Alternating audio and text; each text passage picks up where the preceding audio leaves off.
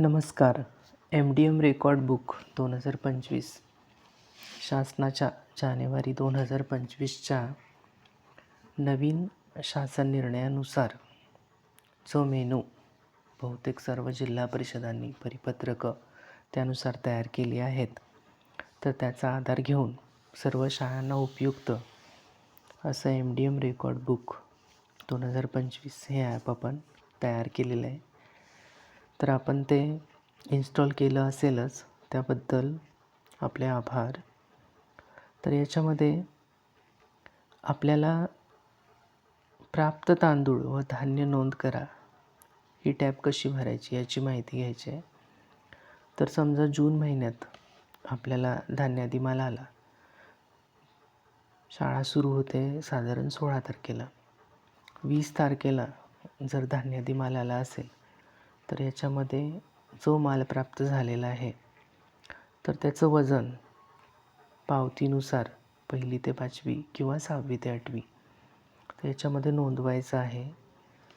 एखादा जिन्नस आला नसेल तर त्याच्यामध्ये 0.0 असं नोंदवायचं आहे. जिरे 0.200 म्हणजे 200 ग्रॅम झालं. त्याचप्रमाणे इतर मसाले, कांदा लसूण मसाला, सोयाबीन तेल आहे. जर ते आपल्याला लिटरमध्ये मिळत असेल तर त्याचं रूपांतर किलोग्रॅममध्ये करून इथं आपल्याला किलोग्रॅममध्ये काय असेल ते अंक इथं नोंदवायचे आहेत. यावर्षीपासून सोयाबीन वडीसुद्धा पुरवठादाराकडून मिळते, तर हा ऑप्शन आपण यावर्षी ॲड केलेला आहे. तर त्याचंही वजन इथं नोंदवून सबमिट असं करायचं आहे. म्हणजे प्राप्त तांदूळ आणि धान्य नोंदवताना साहित्य प्राप्त दिनांक अचूक निवडणं आवश्यक आहे.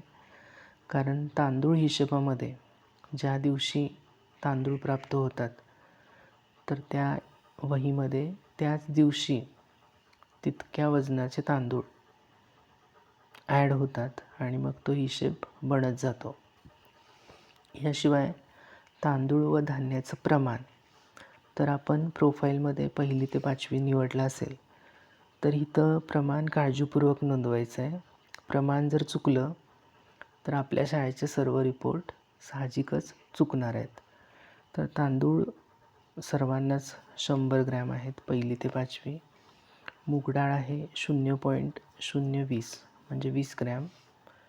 आता तूर डाळ आहे ती यावर्षी शासनाच्या पाककृतीनुसार एक पाककृती अशी आहे की त्याच्यामध्ये 2 डाळी वापराव्या लागतात, तूर डाळ आणि हिरवा मूग.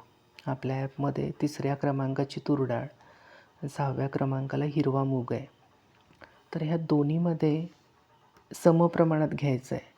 तर तूर डाळ इथं नोंदवायचे 0.010 आणि हिरवा मूगसुद्धा 0.010. बाकी मसूर डाळ, मटकी, चवळी, हरभरा, वाटाणा हे 20 ग्रॅम प्रमाणे. जिरे तुमच्या जिल्हा परिषदेनं दिलेल्या प्रमाणानुसार. जसं आमच्याकडे आहे जिऱ्याचं प्रमाण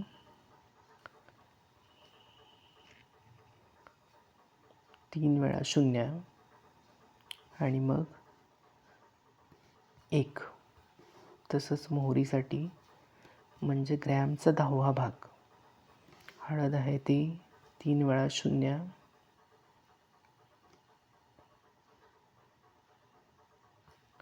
आणि 2 ग्रॅम.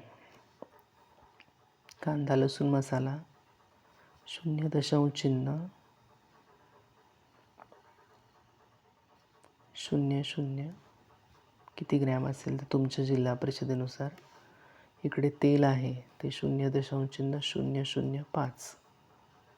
सोयाबीन वडी डाळीच्या प्रमाणा इतकीच. तर हे सर्व प्रमाण सर्व जिन्नसांचं भरल्यानंतर तुम्हाला सबमिट करायचं आहे. तर प्राप्त तांदूळ आणि धान्य नोंद आणि तांदूळ व धान्याचं प्रमाण हे नोंदवल्यानंतरच म्हणजे सगळ्यात आधी प्रोफाईल भरायची, आरंभीची शिल्लक नोंदवायची. प्राप्त तांदूळ असेल त्या महिन्यात, ज्या महिन्यापासून आपण ॲप वापरणार आहे, तर त्याची तारीख निवडून प्राप्त तांदूळ व धान्याचं प्रमाण नोंदवल्यानंतर आपण दैनिक उपस्थिती नोंदवण्यासाठी तयार असतो. तर दैनिक उपस्थितीमध्ये समजा आपल्याला हे ॲप 1 जुलैपासून वापरायचं आहे, तर तारीख निवडायची, वार आपोआप येतो. एकूण मुले आणि मुली 1ली ते 5वी सपट किंवा 6वी ते 8वी सपट नोंदवायचं आहे. कोणती डाळ वापरली ती डाळ निवडायची आहे आणि सबमिट करायचं आहे. तर आपल्या ॲपमध्ये अशी सोय आहे की तुम्ही एकाच दिवशी संपूर्ण महिन्याची उपस्थिती नोंदवू शकता आणि रिपोर्ट तयार करू शकता. समजा काही वेळा असं होतं की 25 तारखेलाच मासिक अहवाल मागितला जातो, तर तुम्ही 26 ते 30 तारखेची माहिती याच्यात भरू शकता आणि रिपोर्ट तयार करू शकता. किंवा एखाद्या वेळी पुढील 2 महिन्याची मागणी मागतात, तेव्हा आहे तिथंपर्यंत आपण खरा पट भरलेला असतो. पुढील पट आपण ॲपमध्ये भरू शकता, रिपोर्ट जनरेट करू शकता आणि मग तुम्हाला तांदळापासून सोयाबीन वडीपर्यंत किती माल शिल्लक आहे याचा अंदाज येईल आणि त्यानुसार तुम्ही मागणीसुद्धा नोंदवू शकता. तर अशा प्रकारे तांदूळ व धान्यादी मालाची नोंद, तांदूळ व धान्याचं प्रमाण प्रति विद्यार्थी कसं नोंदवायचं आणि दैनिक उपस्थिती कशी नोंदवायची याची माहिती आपण या व्हिडिओमध्ये घेतलेली आहे.